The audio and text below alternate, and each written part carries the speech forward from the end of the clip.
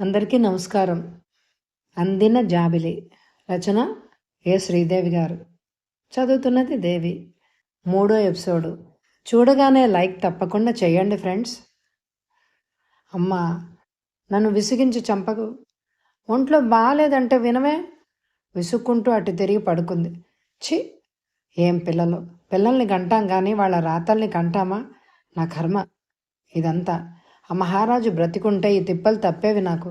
రుసరుసలాడుతూ చేత్తో నుదుటి మీద కొట్టుకొని నిస్సహాయంగా నెట్టూర్చింది మీనాక్షి. మావయ్య ఏమన్నా అనుకుంటాడేమో. నే వెళ్ళనా అమ్మా? మెల్లగా అడిగింది మంజరి. ఆ బుద్ధి దేనికుంటే ఇలా ప్రవర్తిస్తుందా? వెళ్ళు, టైం అయిపోతుంది. మంజరి ముందు రూములోకి వచ్చి, మనం వెళ్దాం పద మావయ్య, అక్కయ్యకి నిద్ర వస్తోందిట. ఆ మాటలు విని కరుణాకరం హతాశుడైపోయాడు. పోన్లే మంజు, రేపు వెళ్దాం, అందరం కలిసే వెళ్తే సరదాగా ఉంటుంది అంతే అంటూ తను మంచం మీద పడుకొని నిద్రకు ఉపక్రమించాడు. హాస్పిటల్కి వెళ్ళాలని గబగబా రెడీ అవుతోంది మాధురి. కరుణాకరం వచ్చి ఎదురుగా కూర్చున్నాడు. అతడి కళ్ళు ఆమె అందాన్ని ఆశగా తాగేస్తున్నాయి. ఆమె శరీరాన్నంతా ఆకలిగా తడుముతున్నాయి ఆ చూపులు. 2 రోజుల నుంచి నీతో మనసు విప్పి మాట్లాడాలని ప్రయత్నిస్తున్నాను. ఏది రాణిగారికి మా మీద దయ కలగడమే లేదు. డాక్టర్లు మరీ అంత హృదయం లేకుండా ప్రవర్తిస్తే కష్టం సుమా. అదోలాగా చూస్తూ తమాషాగా నవ్వాడు. ఏంటి మామయ్య తమాషాగా మాట్లాడుతున్నావు? మరేం చేయమంటావు? నీ మీద కొండంత ఆశతో వచ్చాను. నువ్వేమో రెక్లెస్గా ప్రవర్తిస్తున్నావు. నా మీద కొండంత ఆశ? అదేమిటి? ఏం తెలియనట్టు. పోనీ నేనే అడుగుతా, ప్రేమభిక్ష పెట్టమని. దీనంగా అడుగుతున్నాను. ఎప్పటికైనా అర్థమైందా? క్షమించు మామయ్య, నువ్వు మాట్లాడేదేమిటో నాకు అర్థం కావడం లేదు. అత్తయ్య ఉండగా నన్ను ప్రేమభిక్ష కోరడం ఏమిటి మావయ్య? వ్యంగ్యంగానే అంది. మాధురి తీక్షణంగా చూశాడతను. దాని పేరు నా దగ్గర మరోసారి ఎత్తొద్దు. దానికి నాకు రుణం తీరిపోయింది. ఎందుకని హేళనగా అంది. అదంతా నీకు అనవసరం. నా జీవితంలో దానికి ఇంకా స్థానం లేదు. దాని ప్రవర్తన ఎలాంటిదో తెలుసుండి నీవిలా మాట్లాడడం నాకు బాధగా ఉంది. నాకంతా తెలుసు మావయ్య. ఆమె ప్రవర్తన ఎలాంటిదో తెలుసు. కళ్ళు మూసుకుపోయిన నీ కామం గురించి తెలుసు. ఇంత సంకుచితమైన మనసున్న వాడిని నా జీవితంలోకి ఆహ్వానించలేను. మాధురి ఆకర్షాలుగా అడుగుతున్నా, ఇదే నీ నిర్ణయమా? సూటిగా చూశాడు. నిర్లక్ష్యంగా నవ్వింది. ముమ్మాటికి అందామె ఒత్తి పలుకుతూ. శారదను గురించి నిజం నీకు పూర్తిగా తెలియదు, అందుకే ఇలా మాట్లాడుతున్నావు. నేను నల్లగా అసహ్యంగా ఉన్నానని, తానొక పెద్ద అందగత్తెనని ఆమె గర్వం. అందుకే ఎదురింటి కుర్ర డాక్టర్తో కులికింది. నా కళ్ళతో నేను స్వయంగా చూశాను. ఆవేశపడిపోతున్నాడు అతను. అదంతా నీ భావన. భార్య రూపవతి శత్రుహు అని ఊరికే అనలేదు. పాపాయికి టైఫాయిడ్ వచ్చినప్పుడు డాక్టర్తో కాస్త సన్నిహితంగా ఉండాల్సి వచ్చిందేమో. ఆ మాత్రానికే నువ్వు అపార్థం చేసుకున్నావు. అసూయతో కుళ్ళిపోయావు. అందంగా ఉన్న డాక్టర్ నీ భార్య నవ్వుతూ ఉండడం చూసి అసూయతో బగ్గుమన్నావు. అవమానించి ఆమె జీవితం నాశనం చేశావు. డబ్బున్నవాడివి కదూ, అందుకే ఏం చేసినా చెల్లుతుంది అని అనుకున్నావు. అత్తయ్య నువ్వు అనుకున్నంత పెరిగిది కాదు. నువ్వు ఎలాంటి వాడివైనా భర్తగా గౌరవించి ప్రేమించింది. ప్రతిఫలం నువ్వు బాగా చూపించావు. మరో పెళ్లికి తయారయ్యావా? సిగ్గులేదు. ఆ దేవతని కాలదన్నాక నీ జీవితం ఎడారే. ఏ స్త్రీ ధైర్యం చేసి నీ జీవితంలోకి కాలు పెట్టదు. ఆమె కంట్లోంచి ధారాపాతంగా నీరు కురిసిపోతోంది. వేదనతో గుండె మండిపోతోంది. ఆమె వంక ఆశ్చర్యంగా కోపంగా చూస్తున్నాడు. ఆమె నోరు 2 చేతులతో మూసేయాలన్నంత కసి పెరుగుతోంది లోపల. గట్టిగా వినిపిస్తున్న మాటలకి వంటిట్లోంచి మీనాక్షి పరిగెత్తుకొచ్చింది. వాళ్ళిద్దరిని ఆ స్థితిలో చూసి అయోమయంలో పడిపోయింది. తల్లిని చూడగానే ఇంకాస్త రెచ్చిపోయింది ఆమె. అమ్మా, ఇలాంటి నీచుణ్ణి పెళ్లి చేసుకోమంటున్నావు? నేను నీకు బరువయ్యానా? తల్లి భుజం మీద తలవాడ్చి బోరుమని ఏడ్చింది. వాడి బాధ ఏమిటో నీకేం తెలుసే? నిజంగా ఆ పిల్ల మంచిది కాదేమో. వాడికి ఆ మాత్రం మంచి చెడు తెలియదంటావా? కూతురు ఏమంటోందనని బెదురుగా చూసింది. అమ్మా, ఆ మాట ఇంకోసారి అనకు. శారదత్తయ్య కన్నీళ్లతో నాకు లేఖ రాసింది. వాళ్ళ ఊరు వెళ్ళినప్పుడు అన్ని విషయాలు పూసగుచ్చినట్టు చెప్పి గుండెలు పగిలేలా ఏడ్చింది. ఈ పెద్ద మనిషి సంస్కారం ఏమైందమ్మా? నువ్వు స్త్రీవై ఉండి సాటి స్త్రీకి అన్యాయం చేస్తావా? తల్లి వంక బాధగా చూసింది.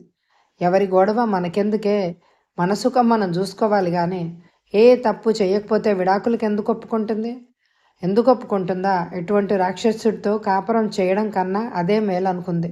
క్షణక్షణం ఆ నరకం అనుభవించే కన్నా ఆ బంధం శాశ్వతంగా తెగిపోతేనే మంచిదనుకుంది. లొంగి ఉన్ననాళ్ళు ఇంకా కుంగదీయాలనే చూస్తుందమ్మా ఈ లోకం. నువ్వు ఎన్నైనా చెప్పు, ఈ నరకం మాత్రం నాకొద్దు. విసురుగా బయటికెళ్ళిపోయింది మాధురి. ఆ సందిట్లో పిల్లిలా బయటికి జారుకున్నాడు కరుణాకరం. అమ్మా, మావయ్య, బండారం ఇదన్నమాట. కులం మంచిదైతే చాలదే, గుణం కావాలి. నీ తమ్ముడు ఇంత గొప్ప గుణవంతుడని నాకు తెలియదే. నీకు తెలిసే దాచి ఉంచావు. సమయం దొరికితే చాలని తల్లిని దెప్పి పొడిచింది మంజరి. అయితే ఏమంటావే నువ్వు? కులం లేనివాడిని కట్టుకొని పరువు తీస్తావా? తీయను. ఇలాంటి కులమింటి కోతిని కట్టుకొని జీవితాంతం కుమిలి కుమిలి చేస్తాను. సంతోషమేనా? విసురుగా పుస్తకాలు చేతిలోకి తీసుకుని చెప్పులు గట్టిగా చప్పుడు చేస్తూ బయటికి వెళ్ళిపోయింది. ఏమీ తినకుండా అక్క చెల్లెళ్ళు ఇద్దరూ అలిగి వెళ్ళిపోయారు. మీనాక్షికి కడుపులో ఎవరో చేయబెట్టి కెలికినట్లయింది. అన్నం పెడుతూ గాని, రా, నా స్కూల్కి టైం అయింది. శివప్రసాద్ తొందర చేశాడు. అన్యమనస్కంగా వంట ఇంట్లోకి నడిచింది. మామయ్యకి గట్టి డోసు ఇచ్చావే. ఆ దెబ్బకి కిక్కురు మనకుండా రైలెక్కేశాడు మానవుడు. మంజరి అన్నం కలుపుతూ అక్కవంక చూసి గట్టిగా నవ్వేసింది. అమ్మ బాధపడుతుందని కానీ, లేకపోతే అసలు రావద్దనే రాసేదాన్ని. ఉబ్బికి వచ్చే కోపాన్ని అణుచుకుంటూ అంది. అమ్మ బాధపడటానికి ఆయనేమన్నా స్వయాన తమ్ముడా? ఎక్కడో బంధువు. అసలు నాకు బావి వరుసలు చూశాడు. నేను లొంగకపోయేటప్పటికి మెల్లగా తోక ముడిచాడు. అమ్మ ఆ డబ్బు చూసి ఆశపడిందిలే. మహానుభావుడు మనందరినీ ఉద్ధరిస్తాడని ఆవిడ వెర్రి ఆశ. ఒట్టి రోగు. పళ్ళు పటపటా కొరికింది మంజరి. ఏవైనా ప్రేమ పాఠాలు వల్లించాడా నీ దగ్గర? కుతూహలంగా చెల్లెలికి కళ్ళలోకి చూసింది. వేశాడు ఒక ట్రైలు.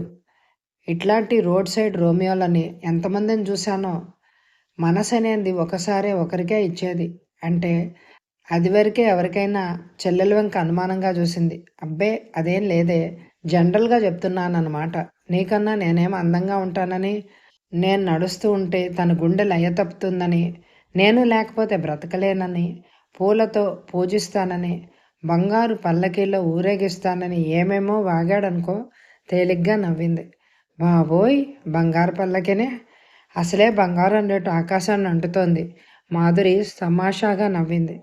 ఇద్దరూ పక్కుమని నవ్వుకున్నారు. మీనాక్షి ఆ వైపు రావడంతో ఇద్దరూ ఆ సంభాషణకి ఫుల్ స్టాప్ పెట్టేశారు.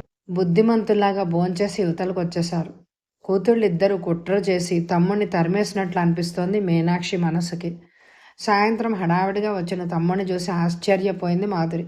ఏం జరిగిందిరా? దగ్గరగా వచ్చి వాడు భుజం మీద లాలనగా చేయి వేసింది. అమ్మా, నిన్ను రమ్మంది అక్కయ్య. చిన్నక్కతో పాటు ఎవరో చాలామంది వచ్చారు. అమ్మేమో నిన్ను తొందరగా రమ్మంది. వాడి కళ్ళలో కంగారు, మాటల్లో తడబాటు చూసి ఏదో కీడు శంకించింది ఆమె మనసు. ఇంటికొచ్చే వరకు గుండెల్లో తగ్గనే లేదు దడ. ముందు గదిలో ఎవరో స్టూడెంట్స్ ఒకళ్ళిద్దరు పెద్దవాళ్ళు కూర్చునున్నారు.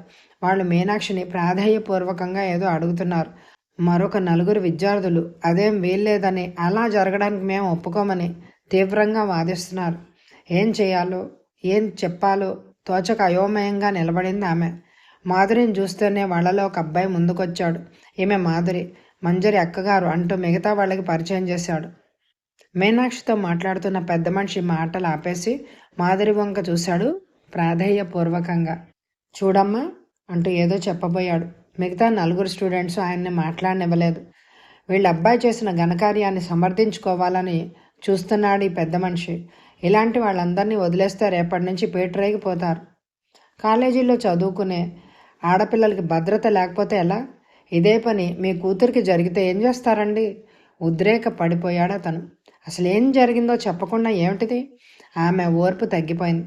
ఏనాడు జరగందే జరిగింది. మంజరి గారు క్లాస్ రూమ్ నుంచి బయటకు వస్తుంటే వీళ్ళ అబ్బాయి జడపట్టి లాగి చెంప మీద ముద్దు పెట్టుకున్నాడు. అతను చెప్పడం ఆపి మాధురి ముఖంలోకి చూశాడు. ఆమె ముఖం కోపంతో ఎరుపు రంగుకి తిరిగింది. కళ్ళు అగ్ని గోళాల్లా మండుతున్నాయి. మనస్సంతా కోపంతో ఉడిగిపోయింది. బ్రూట్, ఎంత ధైర్యం? అంది పళ్ళు పటపటా కొరుకుతూ. మీ అమ్మాయి తప్పకుండా ఉందండి ఇందులో. వాడిని రోజు మాటలతో కవ్విస్తోందట. ఇంతకీ ఈరోజు వాడి కర్మ కాలింది. ఆ పెద్ద మనిషి గొంతు దీనంగా ఉంది. చూసారా, కొడుకు తరఫున వకాల్తా పుచ్చుకొని వచ్చాడు ఈ మహానుభావుడు. మేమంతా రిపోర్ట్ చేయమంటున్నాం. ఎందరో స్టూడెంట్స్ చూస్తూ ఉండగా వాడు ఈ పని చేశాడు. ఈ పరిస్థితిలో రిపోర్ట్ ఇవ్వకపోతే అమ్మాయిని గురించి ఎంత అసహ్యంగా ప్రచారం అయిపోతుందో ఆలోచించండి. ఆమె తలెత్తుకొని తిరగగలదా? ఈ అలసు చూసుకుని ఎంతకైనా తెగిస్తారు అవకాశం దొరికిన వాళ్ళు. అతడికి కాలేజీలో చదివే చెల్లెళ్ళు ఉన్నారేమో. ఒకటే ఉద్రేకంతో ఊగిపోతున్నాడు. ఆ పెద్ద మనిషి కుర్రాళ్ళను దోసుకొని మాధురి ముందుకొచ్చాడు. నిలబడ్డాడు. అమ్మా, ఇవి చేతులు కాదనుకో తల్లి. వంశోద్ధారకుడు వాడొక్కడే. వాడి భవిష్యత్తు బుగ్గిపాలు చేయకండి. వాడి మీద ఎన్నో ఆశలు పెట్టుకొని బ్రతుకుతున్నాం. మా కలలు మట్టిపాలు చేయకండి. కావాలంటే మా వాడిని పిలిచి అమ్మాయి కాళ్ళ మీద పడేయిస్తాను. జరిగిందాడికి వాడు ఎంతో బాధపడుతున్నాడు. ఆ పితృహృదయం వేదనతో వణికిపోతోంది. ఆయన దీనమైన చూపులు మాధురి గుండెని మెలిపెడుతున్నాయి. ఒక్క క్షణం ఏం చేయాలో అర్థం కాలేదు ఆమెకి. మిగతా నలుగురు కుర్రాళ్ళు రిపోర్ట్ చేయాల్సిందే అనే బల్లగుద్ది వాదిస్తున్నారు. రేపు రండి, ఏ విషయం ఆలోచించి చెప్తాను. స్థిర గంభీరంగా అందామె. ఆ పెద్ద మనిషి ముఖంలో క్షణంలో వికసించి అంతలోనే ముడుచుకుపోయింది. బాగా ఆలోచించు తల్లి. నీ తమ్ముడే ఇలా చేస్తే 4 చివాట్లేసి తిట్టి మంచి మార్గంలో పెట్టుకోవు. వీడు నీ తమ్ముడే అనుకో. మెల్లిగా గొణుగుతున్నాడు ఆయన. ఆహా, ఏ నీతి సూత్రాలు వల్లిస్తున్నాడా ముసలాడు. నా కంట పడితే వెధవని ఎముకల్లో సున్నం లేకుండా తన్నేవాణ్ణి. పిరికినాయాలు. పారిపోయాడు. లేకపోతే నా మీసాలు దువ్వాడు హెప్పీ క్రాఫ్ కుర్రాడు. వాళ్ల మాటలు ఆయన గుండెల్లో శూలాల్లాగా దిగపడుతున్నాయి. చేసేదేముంది? తప్పు తమ దగ్గరే ఉంది మరి. బాగా ఆలోచించు తల్లి. భగవంతుడు మిమ్మల్ని చల్లగా చూస్తాడు. బాధగా గొణుక్కుంటూ గడప దాటాడా పెద్ద మనిషి. యువక హృదయాలు కోపంతో బుసలు కొట్టాయి. వాళ్ళందరూ వెళ్ళిపోయేదాకా పళ్ళు బిగువన కోపాన్ని నిగ్రహించుకుంది మీనాక్షి. దొడ్లో మంచం వేసుకొని కూర్చుని మంజరి దగ్గరకు వచ్చింది. వాళ్ళు వెళ్ళిపోయారమ్మా, నువ్వేం చెప్పావు? భయం భయంగా అడిగింది. పాపిష్టిదానా, ఏదో చదువుకుంటున్నావు కదా అని కాలేజీకి పంపిస్తే అల్లళ్ళు లేవదీస్తావా? నన్ను పరువుగా బ్రతకనివ్వవా? ఆ చెంప ఈ చెంప ఎడా పెడా వాయించింది. జుట్టు పట్టుకొని లాగి అందని చోటల్లా కసిగా బాధేస్తోంది. తల్లి ఖాళీ అవతారం చూసి మాధురి అవాక్కైపోయింది. ఎంత ప్రయత్నించినా ఆమె ఉగ్ర రూపాన్ని శాంతింప చేయలేకపోయింది. శివప్రసాద్, మమత, మంజరి ఏడుపు విని తాము గట్టిగా ఏడవడం మొదలుపెట్టారు. పిల్లల ఏడుపుకి మీనాక్షి చలించింది. స్పృహలోకి వచ్చిన దానిలాగా మెల్లగా మంజరిని విడిచిపెట్టింది. ఏదో పూనకం వచ్చి దిగిపోయినట్టయింది. మాధురి ఒక్క క్షణం కూడా ఆలస్యం చేయకుండా ఒక్క ఉదుటిన వెళ్ళి చెల్లెల్ని చేతుల్లోకి తీసుకొని గదిలోకి తీసుకొచ్చింది. మంచం వేసి పడుకోబెట్టింది. లేత బుగ్గలు ఎర్రగా వాచి కందిపోయాయి. వీపు మీద జాకెట్ చిరిగి అక్కడక్కడ చర్మం చిట్లి రక్తం కారుతోంది. కళ్ళనీళ్లు బుగ్గల మీద ప్రవహించి చెంపలు బగ్గుమని మండుతున్నాయి. ఫ్యాన్ ఆన్ చేసి చెల్లెల మొహాన్న నీళ్లు చల్లి తుడిచింది. దూతితో రక్తాన్ని తుడిచేసి టెన్చర్ అద్దింది. ఆమెకి గుండె చెరువైపోయింది చెల్లెల్ని ఆ స్థితిలో చూసి. నేనేం తప్పు చేశానక్క? అమ్మ నన్ను కొట్టింది. ఆ వెధవ ఇష్టం వచ్చినట్టు ప్రవర్తిస్తే ఊరుకోవాలా? వెక్కిళ్ళు పెడుతూ అక్కవంక దీనంగా చూసింది. ఊరుకో మంజు, కాసేపు విశ్రాంతి తీసుకో, మళ్ళీ మాట్లాడుకుందాం. చెల్లెలు నోరు బలవంతాన మూసేసింది. చిన్నపిల్లలిద్దరినీ గుండెలకు హత్తుకుని బావురు మంది మీనాక్షి. భగవంతుడా, కొరకరాన్ని కొయ్యల్లాంటి ఆడపిల్లల్నిచ్చి నన్నెందుకిలా చిత్రవద చేస్తున్నావు అంటూ మౌనంగా ఘోషించింది ఆమె మనసు. కూతుర్లని అలా కొట్టవలసి వచ్చినందుకు తనలో తానే కుమిలిపోయింది. ఓ మూల కూర్చుంది. శివప్రసాద్, మమత, మంజరి మంచం దగ్గరకు వచ్చి బిక్కమొహాలు వేసుకొని చూస్తూ నిల్చున్నారు. అమ్మకెందుకు అంత పిచ్చి కోపం వచ్చిందో ఆ పసి హృదయాలకెంతో ఆలోచించినా అర్థం కాలేదు. తల్లి ఆ శోక భారం నుంచి తేరుకోలేదని గ్రహించి గబగబా వంట చేసింది మాధురి. ఇందాకటి సంఘటన ఆమె మనసులో గిరగిరా తిరుగుతోంది. ఈ కాలేజీ స్టూడెంట్స్ మరీ ఘోరంగా తయారవుతున్నారు. ప్రిన్సిపాల్కి రిపోర్ట్ చేసిన రేపు ఆ వచ్చే పరిణామాలని ఎదుర్కోవడం కష్టం. మంజరి పేరు కాలేజీ అంతా మారు మోగిపోతోంది. ఒక యువకుడి భవిష్యత్తు నాశనం చేసిందని అందరూ ఆడిపోసుకుంటారు. ఒకసారి మచ్చ వచ్చిందంటే అంత త్వరగా పోదు. పోనీ అతన్ని క్షమించి వదిలేద్దామా? మిగతా వాళ్ళకి సర్ది చెప్పడం కష్టం. వాళ్ళు ఉద్రేక పడిపోతున్నారు. ఒక్కరిని క్షమించి వదిలేశారని అందరూ అలాగే తయారవుతారు. ఇంకా క్రమశిక్షణ ఎక్కడుంటుంది? ఆడపిల్లలకి రక్షణ ఏది? ఆమె మనసు తర్జన భర్జనలతో నలిగిపోతోంది. వంట పూర్తి చేసి తమ్ముడికి చెల్లెలకి పెట్టేసింది. తల్లిని పిలవాలంటే భయం. ఆ శోకమూర్తి వంక కళ్ళెత్తి చూడాలంటేనే గుండెల్లో గుబులుగా ఉంది. అమ్మా, అన్నానికి రావు? తల్లి దగ్గరగా వచ్చి దీనంగా అడిగింది. చివ్వున తలెత్తి చూసింది మీనాక్షి. ఎర్రబడ్డ ఆ కళ్ళల్లో అంతులేని వ్యధ, అంతరంగ సాగర మథనం. కళ్ళల్లో తొంగి చూస్తోంది. అన్నం కాదే, ఎంత విషయం ఇవ్వండి నాకు, మీకు అడ్డు లేకుండా పోతాను. ఆ తర్వాత మీ ఇష్టం వచ్చినట్టు ఊరేగుద్దురు గాని. ఆ కంఠంలో కఠినత్వానికి బెదిరిపోయింది ఆమె. నువ్వు ప్రతిదీ ఇంత సీరియస్గా తీసుకుంటే ఎలాగా? కాలేజీలో చదువుతున్నాక ఇలాంటివి మామూలే. రేపు నేను కాలేజీకి వెళ్ళి అన్ని విషయాలు కనుక్కుంటాగా. నువ్వు అన్నానికి రా. కాలేజీకా? ఎందుకు? అదే కాలేజీకి వెళ్ళడానికి వీల్లేదు. నోరు మూసుకొని ఇంట్లో పడుండమను. చేసిన నిర్వాకం చాలు. పోనీ నీ ఇష్టం వచ్చినట్టే చేద్దాంలే. ముందు అన్నానికి రా. నువ్వు తినకపోతే మంజు కూడా తినదు. నేను అసలే తినను. మా బంగారు అమ్మమ్మ గదు. తల్లి గడ్డం పట్టుకుని ఆప్యాయంగా బ్రతిమలాడింది. ఆ గొంతులోని అనుబంధం మాధుర్యానికి మీనాక్షి మాతృహృదయం వెన్నెలలాగా కరిగిపోయింది. కన్నీళ్లు జలజల రాలుతూ ఉండగా కూతుర్ని దగ్గరకు తీసుకొని బలబలా ఏడ్చేసింది. మీ నాన్న ఉంటే నాకు ఈ బాధలు తప్పేవి కదా. ఆయన దారి ఆయన చూసుకున్నాడు. నేను ఈ రంపకోత భరించలేకపోతున్నాను. తల్లిని ఓదార్చి అన్నం తినిపించేసరికి దేవతలు దిగొచ్చారనిపించింది. మంజరి ఒక గంట బ్రతిమిలాడితే గానీ అన్నం తినలేదు. అన్నాలు తినేటప్పుడు మంజరి, మీనాక్షి ఒకరినొకరు పలకరించుకోలేదు. ఇద్దరిని ఇంట్లో వదిలేసి వెళ్తే మళ్ళీ ఏ ప్రళయం సృష్టిస్తారోనని హాస్పిటల్కి వెళ్ళలేదు. మాధురి, మీనాక్షి స్కూల్కి సెలవు పెట్టేసింది. ఆ రోజు సాయంత్రం రామ్ గోపాల్, అతని తండ్రి వచ్చారు.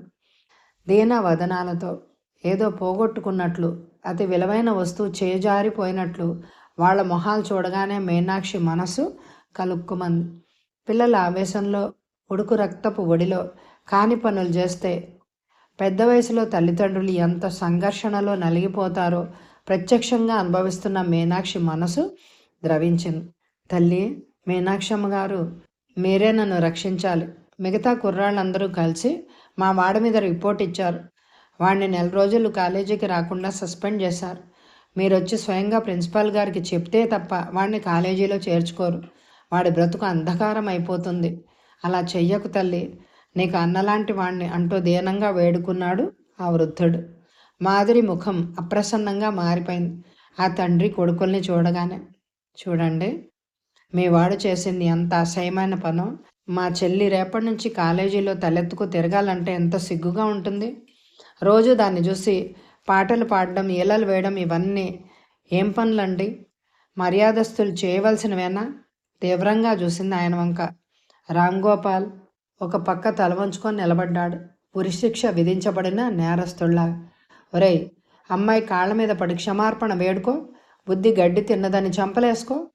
ప్రాయశ్చిత్తం కన్నా పాప పరిహారం లేదు అంటారు. కొడుకుని మెడబట్టుకుని తోశాడు మంజరి ముందు పడేటట్టు. అతని తల సిగ్గుతో పాతాళానికి కుంగిపోయింది. క్షమించండి మంజరి గారు, ఇంకెప్పుడు మీ పట్ల అసభ్యంగా ప్రవర్తించను. ఈసారికి దయుంచి నన్ను క్షమించండి. హీన స్వరంతో క్షమార్పణ కోరుకున్నాడు. మెత్తగా ఉన్న స్వరం, నూతిలోంచి వచ్చినట్టుగా ఉన్నాయి మాటలు, వడిలిపోయిన ముఖం. అతను నిజంగా పశ్చాత్తాపడినట్టేనా? దీంతో సరిపోయిందా? రేపు కాలేజీలో ఎంత అల్లకల్లోలం రేగుతుందో, తమ ఇద్దరి వంక ఎంత హేళనగా చూస్తారో. మంజరి మనసు కుతకుతా ఉడికిపోతోంది. ఏం చెయ్యమన్నట్లు అక్క వంక చూసింది. మంజరి. రాంగోపాల్ని అలా చూడగానే మీనాక్షి మెదడులో ఒక ఆలోచన తళుక్కుమని మెరిసింది. మధు, ఒకసారి ఇంట్లోకి రావే అంటూ కూతుర్ని లోపలికి పిలుచుకు వెళ్ళింది. ఏంటమ్మా, ఏం చేయమంటావు? ఏం లేదే, నేను చెప్పినట్టు విను. జరిగిందేదో జరిగిపోయింది. వాళ్ళ కులము గోత్రం ఏమిటో తెలుసుకో. అన్నీ కుదిరితే మంజరిని ఇచ్చి చేసేద్దాం. ఏ గొడవ ఉండదు. మనకి ఒక సమస్య తెగుతుంది. తల్లి ఆలోచనకు విస్తుపోయింది మాధురి. ఆమె ఆరాటం గమనించి చిన్నగా నవ్వుకుంది. అవన్నీ తర్వాత ఆలోచిద్దాంలే. అవకాశం దొరికింది కదా అని వాళ్ళ నెత్తినెక్కి తొక్కితే తర్వాత జీవితాంతం బాధపడాలి. ఆయనకి ఏదో ఒకటి చెప్పి పంపించు. ఈ గొడవంతా సర్దుకొని ప్రశాంత పరిస్థితి ఏర్పడ్డాక నువ్వు చెప్పిన దాని గురించి ఆలోచిద్దాం. నిర్ణయించే ముందు వాళ్ళ ఉసురు మనకెందుకు తగలాలి? క్షమించామని చెప్దాంలే. అంతమంది ఆడపిల్లలు ఉండగా మన పిల్లనే ఇలా ఎందుకు చేశాడు? దీనిలోనూ ఏదో లోపం ఉండబట్టేగా. తల్లి బోళాతనానికి ఏమనాలో అర్థం కాలేదు. ఈ ఎపిసోడ్ మీ అందరికీ నచ్చితే తప్పకుండా కామెంట్ చేయండి, ఎక్కువ లైకులు ఇవ్వండి. Thank you very much my dear friends.